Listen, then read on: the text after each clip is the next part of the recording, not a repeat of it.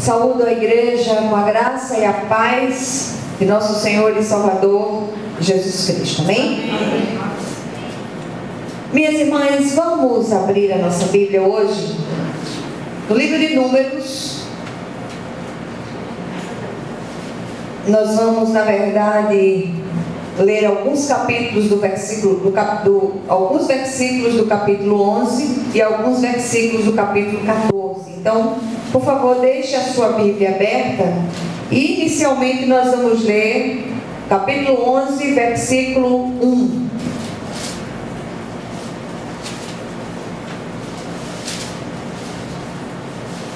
Todos acharam? Amém.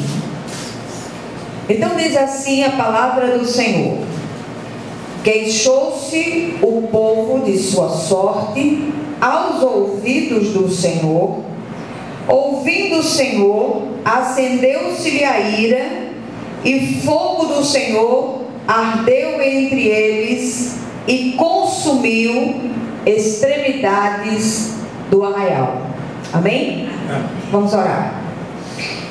Senhor nosso Deus, nosso Pai, nós te clamamos nessa tarde que o Senhor venha iluminar os olhos do nosso entendimento, que o Senhor venha falar aos nossos corações de uma forma viva, de uma forma real, e que nenhum de nós saia daqui da mesma maneira que entrou, mas que sejamos profundamente ministrados pelo Teu Espírito, em nome de Jesus. Amém?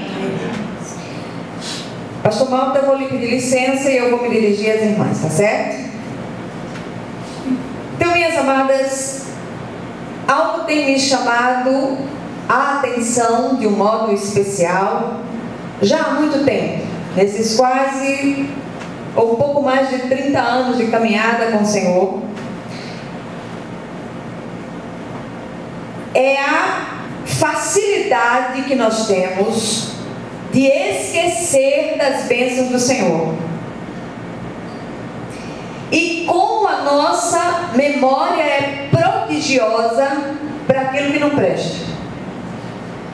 A gente está sempre lembrando, trazendo à memória, não aquilo que nos pode dar esperança, mas aquilo que pode nos dar justamente desesperança. A gente perde de vista com a maior facilidade aquilo que o Senhor tem feito ao longo da nossa caminhada com Ele. E logo estamos às voltas com queixumes, com murmurações, com agonias, com inquietações. Eu não estou dizendo aqui que você faça o jogo do contente, olha, não está acontecendo nada, está tudo maravilhoso, mas nós precisamos ter um novo cântico nos lábios, precisamos aprender com o Espírito de Deus a glorificar o Senhor, mesmo no meio das circunstâncias. E num dia como o de hoje, culto onde nós paramos para orar, precisamente por aquelas causas impossíveis, é imprescindível que nós venhamos a corrigir determinadas posturas nossas, da nossa caminhada com o Senhor. E eu há pouco conversava um pouco com a nossa irmã Flávia, porque ela sempre chega um pouco mais cedo, e a igreja sabe daquilo que Flávia passou há bem pouco tempo, né? Perdeu sua mãe, mas perdeu o filho. E a perda do filho, de um filho, é algo tão doloroso, é algo tão brutal, que só uma intervenção poderosa do Espírito faz com que essa mulher de Deus esteja de pé. Mas algo que me foi dito por ela hoje, além de me confirmar a palavra, a necessidade dessa palavra, me deixou o coração cheio de alegria, e eu tenho certeza que o coração do Pai ainda ficou mais alegre ainda com as palavras de Flávia. Ela disse: meu filho foi levado tão cedo, mas eu sei que até para isso Deus tem um propósito. Por isso eu glorifico o Senhor, embora não compreenda, eu glorifico o Senhor por tudo que Ele tem feito na minha vida. Amém. Isso saiu dos lábios de uma mulher que praticamente acabou de perder seu filho. Aí eu queria chamar a sua atenção, sobretudo a atenção dessas mulheres de Deus que o Senhor, na sua infinita misericórdia e soberania, reuniu nesta tarde. Queria falar um pouco sobre o contexto no qual nós vamos falar hoje. O texto lido, ele mostra a jornada do povo de Deus, do povo de Israel, na travessia do deserto. Aquele povo foi liberto pelo Senhor com mão poderosa, com braço estendido, de forma portentosa, no meio de grandes sinais e prodígios. Porque quando a gente para olhar para o passado e ver aquilo que Deus fez, é tremendo demais aos olhos humanos. Mesmo que nós considerássemos apenas o emocionalismo no coração daquelas pessoas, tudo foi tão impactante que era suficiente para aquele povo passar o resto da vida assim perplexo diante daquilo que Deus fez. Mas ao invés disso, aquele povo de repente, com memória fraca, se levanta contra Moisés, contra Deus, e em coro começa a murmurar com saudades do Egito. E quando nós olhamos para o passado, apesar de todos esses portentos, de todas essas coisas prodigiosas feitas pelo Senhor lá atrás, nós ainda tendemos a cair na defesa daquele povo, porque aquele povo ainda não tinha recebido o Espírito Santo sobre ele, ainda não tinha olhos espirituais completamente abertos para ver. Mas hoje os crentes do presente não têm desculpa para conservar um coração murmurador, com saudades do Egito, com saudades do passado. E nós vemos que essa tendência, ela não é nova, é uma tendência antiga. Recebemos as bênçãos de Deus, esquecemos de agradecer. Tem um texto da palavra que toca profundamente o meu coração, quando aqueles 10 leprosos são curados e um apenas volta para agradecer. Jesus disse: não foram 10 os que foram curados, e apenas esse estrangeiro volta para agradecer. Então uma pessoa que era estranha à aliança de Deus teve um coração grato para agradecer a Deus por aquilo que o Senhor fizera. Então, minhas irmãs, em nome de Jesus, que nós possamos alimentar um coração grato a Deus, porque a gente tem insistido nesse lugar que todas as coisas na vida de um servo de Deus cooperam para o bem daqueles que amam a Deus e são chamados segundo os seus propósitos. Embora nós não estejamos compreendendo completamente algumas permissões ou ações de Deus na nossa vida, nós temos motivo mais do que suficiente para glorificar o Senhor, porque nós fomos transportadas do reino das trevas para o reino do Filho do amor de Deus. Isso é razão suficiente para render graças ao Senhor, porque Ele é bom e porque a sua misericórdia dura para sempre. Um coração ingrato acende a ira de Deus. Nós vimos nesse versículo que nós acabamos de ouvir.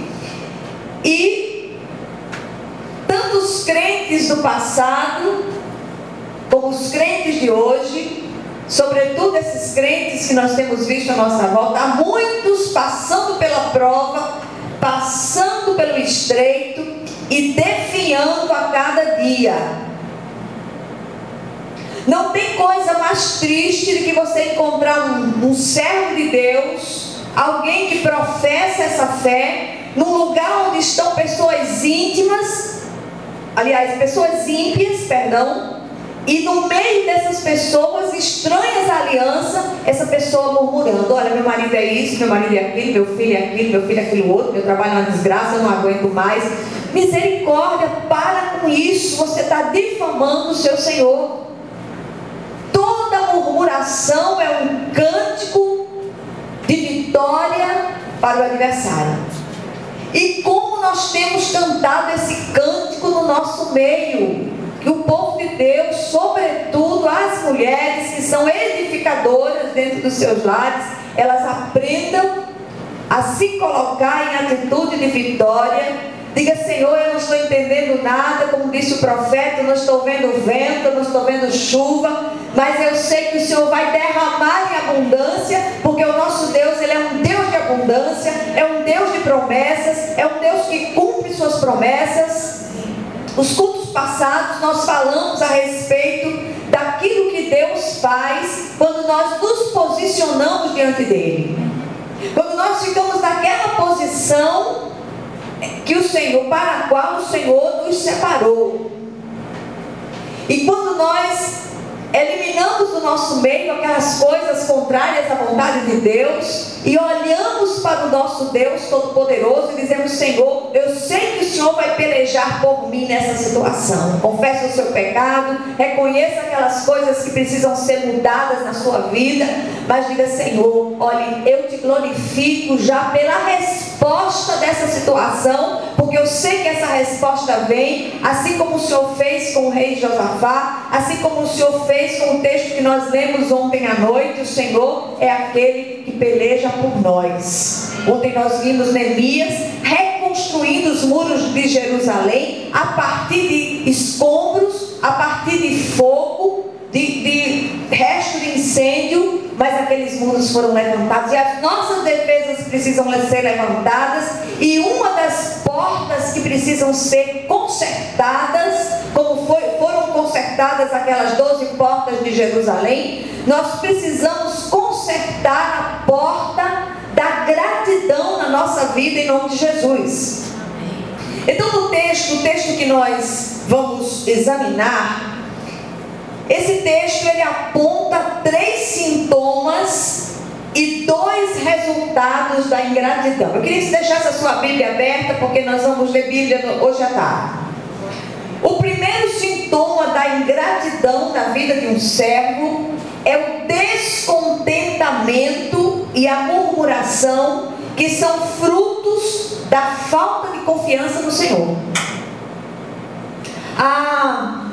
Tem jeito não, aquele filho, tem jeito nada, estou orando, mas eu não estou vendo saída. Nádia, tudo que aconteceu comigo, eu nunca murmurei. Sim. Eu nunca perguntei ao Senhor por quê comigo. Não, de jeito nenhum. Amém. Glória a Deus. Tinha que ser assim. Entendeu? Glória a Deus, filho. Glória a Deus. Então vamos ver aqui.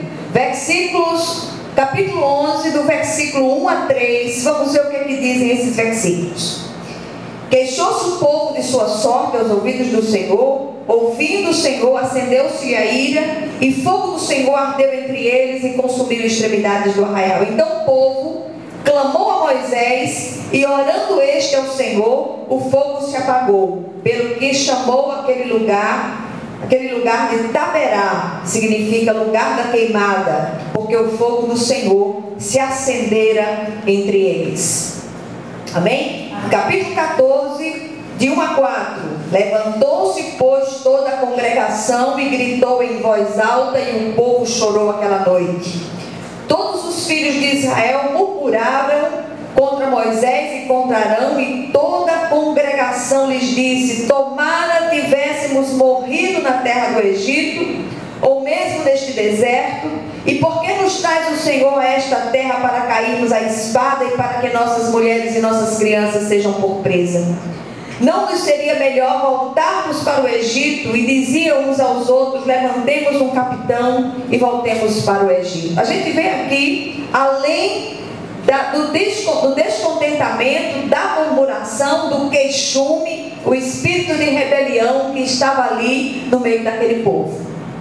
Então a primeira coisa que nós aprendemos aqui nesse texto é diagnosticar se existe ingratidão no nosso coração com relação ao Senhor, com relação àquilo que o Senhor tem feito na nossa vida e que o Senhor tem permitido na nossa vida. Então, o primeiro sintoma que nós precisamos verificar se existe em nosso coração é descontentamento. Tem gente que é eternamente insatisfeito, tem gente que não tem um pico de gratidão no seu coração, e isso tem entristecido o coração de Deus. segundo sintoma que nós percebemos no texto é a saudade da velha vida. Eu tenho tanta saudade do tempo que eu não era crente, do tempo que eu fazia isso, aquilo outro e tal. A gente vê as pessoas no meio do povo de Deus fazendo isso. No capítulo 11, versículos 4 e 5, dizem o seguinte: e o populacho que estava no meio deles veio a ter grande desejo das comidas dos egípcios, pelo que os filhos de Israel tornaram a chorar e também disseram: quem nos dará carne a comer?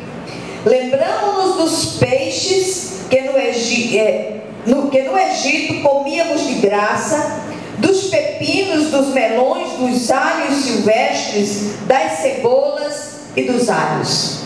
Os infelizes, eles tinham saudades até de alho e cebola. Eu fico impressionada com isso. Alho e cebola, misericórdia. Né? Eu fico muito impressionada com isso. Quem nos dará a comer?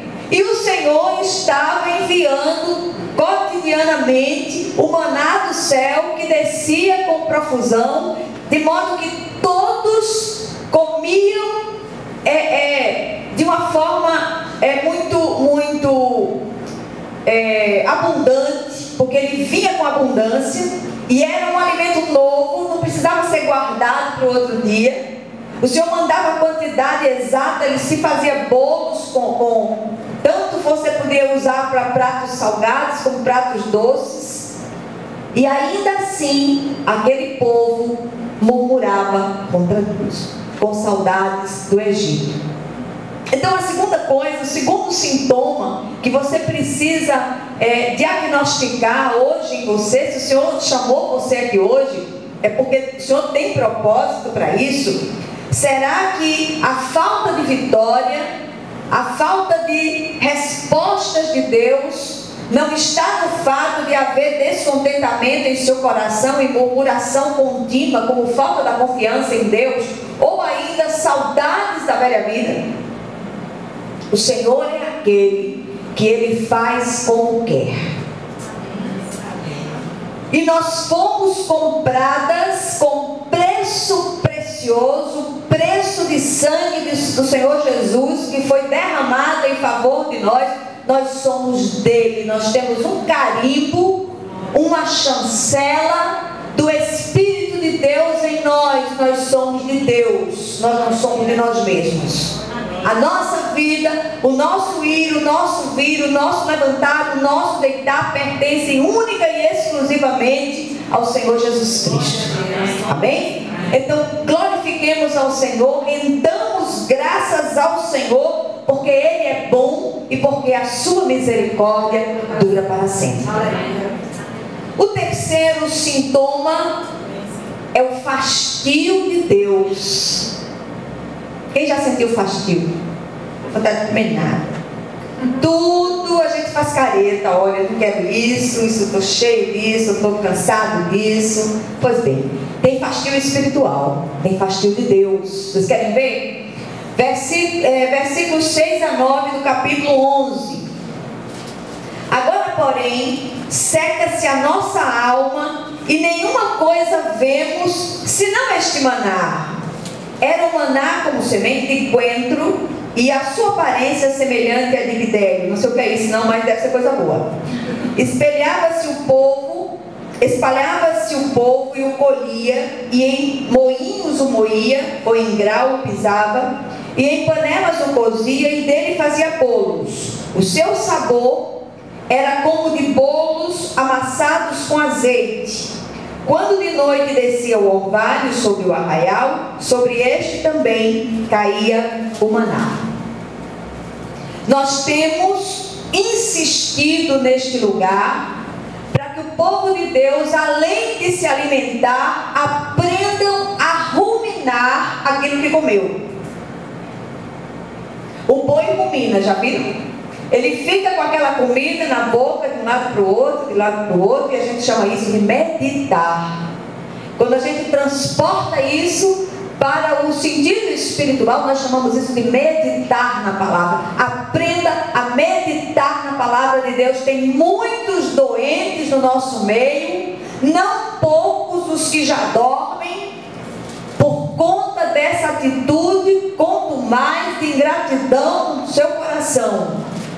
E o fastio de Deus talvez seja aquilo que mais entristeça o coração do Pai, porque Ele tem colocado à nossa frente a mesa do banquete e nós temos murmurado desse alimento, desse pão vil, como eles chamaram no passado. Eles chamaram maná, o pão do céu, que simbolizava Jesus, de pão vil. Só que no nosso caso há um agravante: o pão do céu já desceu, e esse pão do céu é Jesus Cristo, o Filho do Deus vivo, o pão vivo que alimenta, que tira a fome espiritual do homem. E nós precisamos nos encher desse pão, porque esse pão, ele enche todos os espaços vazios. Não sobra apetite para mais nada quando nós nos alimentamos verdadeiramente desse pão. Amém? Aí vamos ver os resultados, porque toda ação provoca uma reação, provoca uma consequência. E nós vimos 3 sintomas da ingratidão, e nós vamos ver 2 resultados seríssimos da ingratidão. Primeiro resultado da ingratidão: ela acende a ira de Deus. Versículo 1 do capítulo 11, parte B do versículo diz assim: acendeu-se-lhe a ira, e fogo do Senhor ardeu entre eles e consumiu extremidades do arraial. Segundo os outros versículos, está no capítulo 14, versículos 11 e 12. Dizem assim: disse o Senhor a Moisés: até quando me provocará este povo? E até quando não crerá em mim, a despeito de todos os sinais que fiz no meio dele? Com pestilência o ferirei e o deserdarei, e farei de ti povo maior e mais forte do que este. Amém? Amém. E a gente sabe que bondade e severidade são lados, são atributos do mesmo Deus. Nós poderíamos dizer de forma, eu não quero ser irreverente, mas assim, lados de uma mesma moeda, certo? O Senhor é amor, é bondade, mas é severidade também. E muitas vezes a contumácia, a insistência com determinadas posturas no meio do povo de Deus tem acendido a ira do Senhor. E o Senhor tem permitido algumas coisas que têm acontecido no nosso meio, e nós precisamos reconhecer isso, nos colocar à mercê do Espírito de Deus, pedir que o Senhor faça uma grande varredura no nosso coração. Se há caminhos maus em nós, que esses caminhos sejam tirados de nós e que sejamos conduzidas ao caminho eterno. Amém? A segunda coisa o segundo resultado da ingratidão é que a ingratidão nos faz perder a bênção. A bênção estava ali, a 13 quilômetros só. Passou 40 anos para chegar. E muita gente no meio do povo de Deus está na mesma situação nos dias de hoje. Vamos ver. Capítulo 11, primeiro versículos 18 a 20. Capítulo 11, versículos 18 a 20. Diz ao povo: santificai-vos para amanhã e comereis carne, porquanto chorastes aos ouvidos do Senhor, dizendo: quem nos dará carne a comer? Íamos bem no Egito, pelo que o Senhor vos dará carne e comereis. Não comereis um dia, nem 2, nem 5, nem 10, nem ainda 20, mas um mês inteiro, até vos sair pelos narizes, até que vos enfastieis dela, porquanto rejeitaste o Senhor que está no meio de vós, e choraste diante dele, dizendo: porque saímos do Egito. Primeira coisa. Segundo, versículos de 31 a 34, vamos ver. Então soprou um vento do Senhor e trouxe codornizes do mar e as espalhou pelo arraial, quase caminho de um dia, ao seu redor, cerca de 2 côvados sobre a terra, e levantou-se o povo todo aquele dia e à noite e o outro dia, e recolheu as codornizes. O que menos colheu teve 10 homens, e as estenderam para si ao redor do arraial. Estava ainda a carne entre os seus dentes, antes que fosse mastigada, quando se acendeu a ira do Senhor contra o povo e o feriu com praga muito grande, pelo que o nome daquele lugar se chamou Quibrote Ataavá, porquanto ali enterraram o povo que teve o desejo das comidas dos egípcios. Amém? Amém. Olha só que coisa tão séria. Capítulo 14, versículos de 21 a 24, para a gente fechar. Porém, tão certo como eu vivo, e como toda a terra se encherá da glória do Senhor, nenhum dos homens que, tendo visto a minha glória e os prodígios que fiz no Egito e no deserto, todavia me puseram à prova já 10 vezes e não obedeceram a minha voz, nenhum deles verá a terra que com juramento prometi a seus pais, sim, nenhum daqueles que me desprezaram haverá. Porém, o meu servo Caleb, visto que nele houve outro espírito que perseverou em seguir-me, eu o farei entrar na terra que espiou, e a sua descendência a possuirá. Lá na frente a gente vê que também Josué e sua descendência entraram na terra prometida. Tem um texto da palavra que está no Salmo 106, versículo 15, que fala da graça de Deus e da ingratidão de Israel. Esse salmo diz o seguinte: o Senhor diz o seguinte: fiz o que me pediram, mas fiz definhar-lhes a alma. Então muitas vezes o Senhor, Ele atende os murmuradores, satisfazendo os desejos físicos, os apetites físicos, mas faz definhar a alma desses murmuradores. Então, para terminar, que nós possamos cultivar um coração grato, para que não entristeçamos o Espírito de Deus e nem acendamos a ira do Todo-Poderoso. Que o Senhor possa aplicar essa porção da palavra ao nosso coração, em nome de Jesus. Vamos orar uns pelos outros.